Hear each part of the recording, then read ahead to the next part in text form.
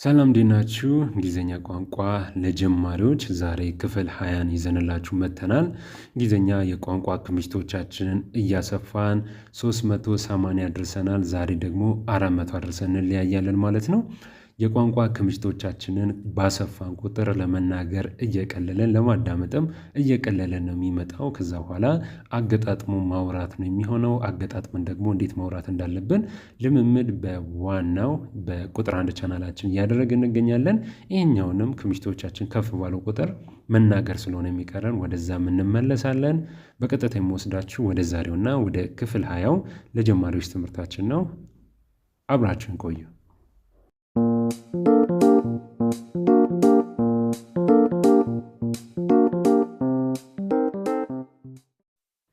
እሺ ጀማሪዎች ክፍል 19 ካቆምንበት ነው የምንቀጥለው።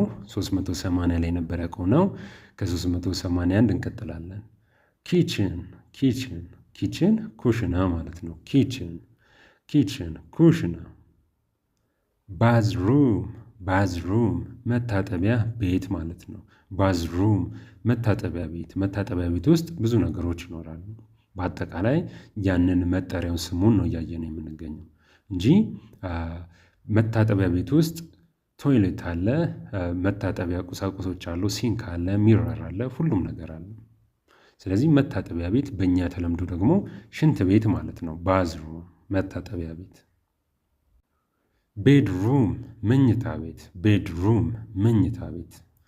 የመኝታ ክፍል ወይም የመኝታ ቤት ምን እንለዋለን? ቤድሩም መኝታ ቤት። ሊቪንግ ሩም ሳሎን ማለት ስንፈልግ ደግሞ ሊቪንግ ሩም ሳሎን። ሊቪንግ ሩም መሰረት የምንላቸው እነዚህ ናቸው። ኪችን ኩሽና፣ ባዝሩም መታጠቢያ ቤት፣ ቤድሩም መኝታ ቤት፣ ሊቪንግ ሩም ሳሎን ነው። አንዳንድ ጊዜ ደግሞ ስፔሲፊክ ተደርጎ ዳይኒንግ ሩም ይኖራል። ዳይኒንግ ሩም ራት መመገቢያ ክፍል ማለት ነው። ራት መመገቢያ ክፍል ይኖራል። እሱን አላካተትኩትም እንዲሁ ስለ ያን ያህል እንደ ሩምም ስለማይታይ ማለት ነው። ዳይኒንግ ሩም እንደ ሩምም ስለማይታይ ነው የትምህርታችን ቋት ውስጥ ያልከተት ነው። ወደፊት ግን ስፔሲፊክ አድርገን ዳይኒንግ ሩም ላይ ምን አለ የሚለውን ልንመለከት እንችላለን። 385ኛው ነው ጋርደን የአትክልት ቦታ ማለት ነው። ጋርደን የአትክልት ቦታ። ጋርደን የአትክልት ቦታ ከጓሮ ሊሆን ይችላል፣ ፊት ለፊት ሊሆን ይችላል። ቤታችሁ ውስጥ የሚኖሩ የአትክልት ቦታዎች ይኖራሉ፣ ግሪን ኤሪያዎች። እነዛ ምን እንላቸዋለን? ጋርደን እንላቸዋለን። ጋርደን። ባልኮኒ በረንዳ።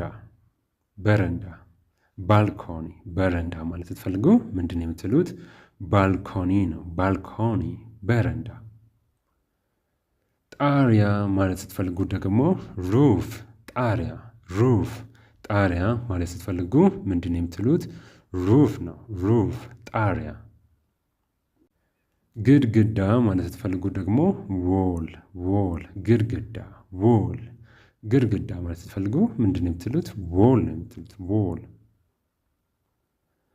ፍሎር ስንል ደግሞ ወለል ማለታችን ነው። ወለል። ወለል ማለት ስትፈልጉ ምንድን ነው የምትሉት? ፍሎር ወለል። ፍሎር ወለል። በር ማለት ስትፈልጉ ዶር ነው። አብዛኞቻችሁ ይህንን ታውቁታላችሁ። በር ማለት ስትፈልጉ ዶር ነው የምትሉት። ዶር። 391 ላይ ደርሰናል። 391 በነገራችን ላይ ምስሉም በደንብ አድርጎ አይምሯችሁ ቃሉን ከእንግሊዝኛ ቃሉ ጋር እንዲያስተሳስር ይረዳዋል።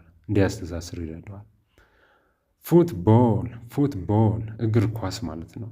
አሜሪካኖች ምንድን ነው የሚሉት? ይሄንን ሳከር ይሉታል። ሳከር። እንግሊዞች ደግሞ ፉትቦል ይሉታል። የእግር ኳስ እግር ኳስ ፉትቦል። ባስኬትቦል። ባስኬትቦል የቅርጫት ኳስ። ባስኬትቦል የቅርጫት ኳስ። እነዚህ ስፖርቶች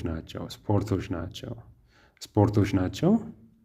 በጣም ታዋቂ የሆኑና እናንተም ከብዙ ሰዎች ጋር ስታወሩ ስፔሲፊካሊ ደግሞ አሜሪካ ውስጥ እጅግ በጣም ተወዳጅ ነው ባስኬትቦል።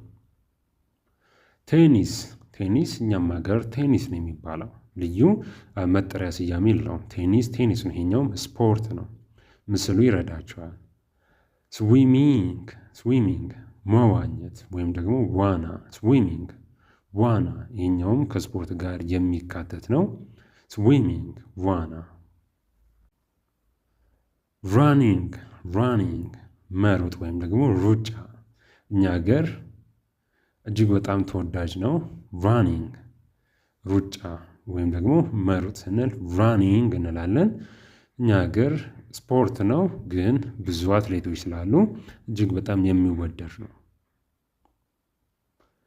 ሳይክሊንግ ይህ ደግሞ ብስክሌት መንዳት ነው፣ ወይም ደግሞ ብስክሌት ማሽከርከር ልትሉ ትችላላችሁ።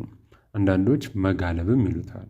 ውጭ ሀገር መጋለብ ይሉታል። ሳይክሊንግ ብስክሌት መንዳት ልበለው ለእኛ ቀላል እንዲሆን፣ ሳይክሊንግ ብስክሌት መንዳት። ሳይክሊንግ። ቦክሲንግ ደግሞ ያው የቦክስ ስፖርት፣ እኛም ሀገር ቦክስ ነው የሚባለው። የቦክስ ስፖርት ማለት ስንፈልግ ቦክሲንግ እንለዋለን። ቦክሲንግ። ስኪንግ ደግሞ እኛ ሀገር የለም። ውጭ ሀገር ግን በረዶች ስለሚኖሩ እነዛ በረዶች ላይ የበረዶ መንሸራተቱን ስኪንግ ይሉታል። ስኪንግ በስፖርት ውስጥ ያለን፣ ይሄኛውም ኦሎምፒክ ላይም አለ። የራሳቸው ስፖርት መወዳደሪያ ያላቸው ናቸው። ስኪንግ ይሉታል እነሱ፣ እንድታውቁት ነው። ስኪንግ የበረዶ መንሸራተት ማለት ነው። በበረዶ ውስጥ መንሸራተት። ጎልፍ እኛም ሀገር ጎልፍ ነው የሚባለው።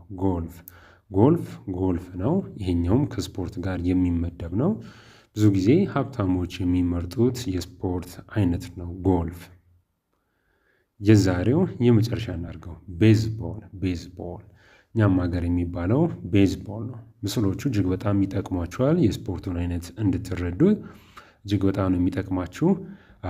የዛሬው ትምህርት ይህንን ይመስል ነበር።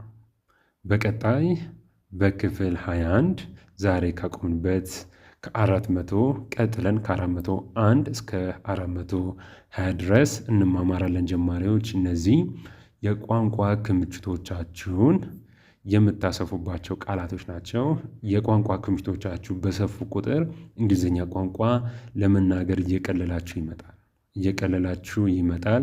እኛም ይህንን ልምምድ ይሄኛውንም ትምህርት የምናዘጋጅላችሁ ለዛ ነው። ከምስሉ ጋር አእምሮ በቀላሉ ክምችቱን እንዲይዘው ያደርጋል። ክምችቶቻችሁን ባሰፋችሁ ቁጥር መናገር ወይም ሰው ሲናገር ማዳመጥ ቀላል ነው የሚሆንላችሁ።